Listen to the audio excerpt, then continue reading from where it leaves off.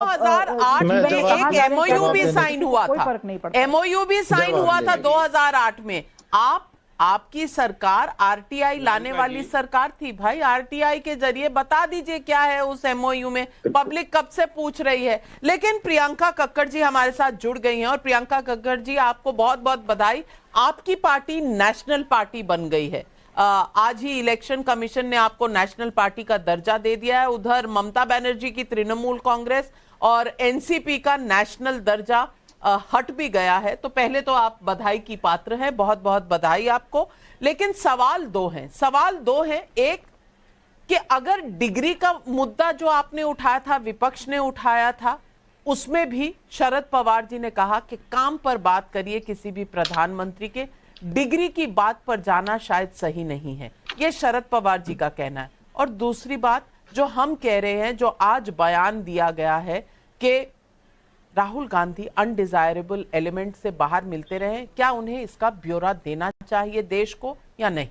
दोनों सवालों का जवाब आपसे चाहूं। नविका जी, राहुल गांधी का सवाल आप कांग्रेस से पूछें तो बेहतर रहेगा। मैं इतना बता सकती हूँ कि जो पार्टी हमें बताती है कि क्या खाना है, कहाँ जाना है, किस रंग का कपड़ा पहनना है, हमारे निजी फैसलों पे हमेशा उनका संशोधन रहता है, तो उस पार्टी की जब हम डिग्री मांगते हैं, पीएम की जब हम डिग्री मांगते हैं, तो वो प्राइवेट मैटर कहकर ये डिग्री नहीं दिखाते। और ये डिग्री क्यों इंपॉर्टेंट हो जाती है नविका जी? क्योंकि आप हमारी कितने सारे जो अभी पॉलिसी डिसीजंस देखिए। आज अर्थव्यवस्था का हाल ये है कि अगर आप 25,000 रुपया कमाते हैं महीने का तो आप देश के टॉप 10% में आते हैं। ये तो सरकार का आंकड़ा है कि हालत ऐसी कर दी है कि 81 करोड़ लोग सरकारी अनाज में मोहताज है। तो ये अर्थव्यवस्था कर दी है, ये एक फेल्ड पॉलिसी ही मानी जाएगी। इसलिए क्या ये कम पढ़े लिखे प्रधानमंत्री की फेल्ड पॉलिसी का नतीजा है कि ऐसा हुआ? जब चाइना की इंट्रूजन की बात सुनते हैं तो टिकटॉक बैन हो जाता है। तो इसलिए इंपॉर्टेंट हो जाता है कि क्या ये कम पढ़े लिखे प्रधानमंत्री की फेल्ड नीति का परिणाम है क्या?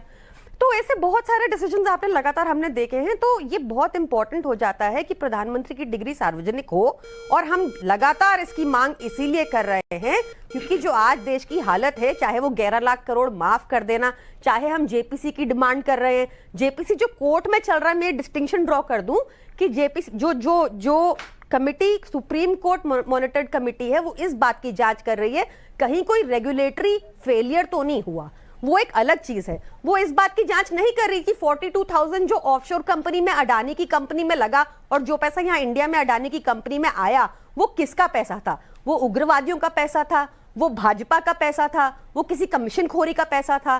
तो इस वजह से एक जेपीसी कॉन्स्टिट्यूट करना इंपॉर्टेंट हो जाता है और जरूरी हो जाता है कि एक पढ़े लिखे प्रधानमंत्री हो, ताकि ये सारे इंपॉर्टेंट डिसीजंस पे बात होती रहे, ना कि राहुल गांधी मुद्दा नहीं है। कक्कड़ जी, आपने इतनी सारी मुद्दे रेज किए।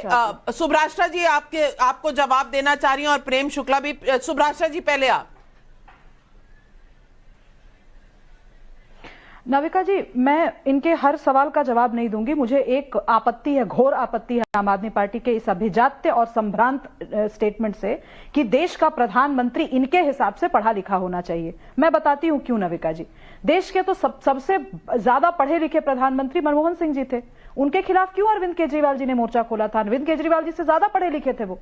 तो ये जो बयानबाजी और लफाजी है, इसके पीछे एक सोच है नविका जी। मैं खुद एजुकेशन की, हायर एजुकेशन की घोर हिमायती हूं, लेकिन हमारे संविधान में, हमारे संविधान निर्माताओं ने कुछ सोच करके ये अर्हता नहीं लगाई थी कि आप जब तक पढ़े लिखे नहीं होंगे तब तक आप सांसद नहीं बन सकते, तब तक आप विधायक नहीं बन सकते। और मुझे इस देश की राष्ट्रीय, और एक सेकंड प्रियंका जी, बात खत्म नहीं हुई है अभी, मुझे इस देश की क्षेत्रीय और राष्ट्रीय सभी पार्टी से, चाहे वो किसी भी विचारधारा के हों, घोर आपत्ति है कि ये स्टेटमेंट अरविंद केजरीवाल जैसी अनार्किस्ट पार्टी से आ रहा है और किसी ने इसका खंडन नहीं किया। इस देश ने राबड़ी देवी को भी मुख्यमंत्री, मेरे बिहार राज्य ने राबड़ी देवी को भी मुख्यमंत्री के रूप में देखा है। उनसे तमाम वैचारिक असहमतियां हो सकती हैं, लेकिन कल यही अरविंद केजरीवाल उन राबड़ी देवी जी के साथ हाथ मिलाने को तैयार होंगे जो खुद साक्षर नहीं थी, बहुत दिनों तक साक्षर नहीं थी, साइन तक नहीं कर पाती थी जब वो मुख्यमंत्री थी। तो आज उन्हीं के बेटे जो नवमी फेल हैं, तेजस्वी यादव, उनके साथ गलबहियां करते हुए नजर आते हैं। तो आप लोगों का जो ये स्टैंड है ना प्रियंका जी, ये जो अभिजात्यपूर्ण स्टैंड है कि जब तक आपके पास फैंसी डिग्री नहीं होगी तब तक आम आदमी पार्टी में आगे नहीं बढ़ सकते, आपकी पॉलिटिक्स होगी। लेकिन इस देश की जनता को गुमराह करना बंद कीजिए। मुझे इस जवाब देश देने की दीजिएगा। जनता ने नरेंद्र मोदी को अगर चुना है तो कुछ कारण से चुना है, और आपको नहीं चुन रही है। आपके नेता लगातार नहीं,